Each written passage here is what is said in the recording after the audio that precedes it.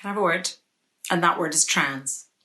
Trans or transgender is an umbrella term to describe someone whose gender doesn't fit with or match or sit comfortably with the sex they were assigned at birth. It's that simple.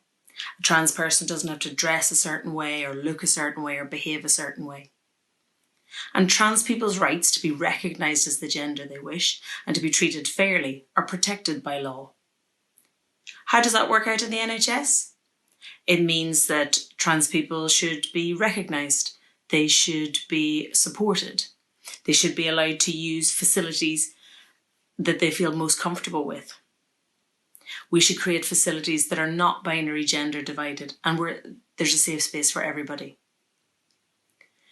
You may not know a trans person or a trans colleague, but you don't need to know how people self-identify around you to be trans inclusive.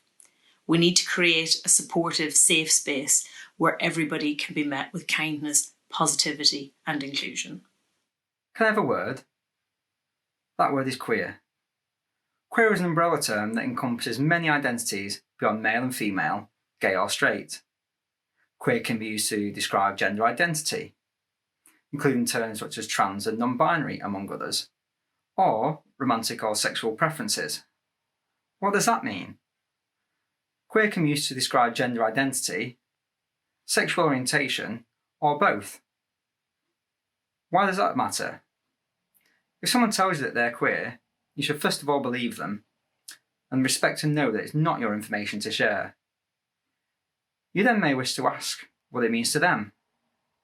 In the patient and care staff scenario, it may be important to find out if this refers to their gender identity, as in how they wish to be addressed and how they present, or if it's their sexual orientation. This may influence future care advice that you offer them. Can I have a word? The word is non-binary. Non-binary is a word people use to describe their gender.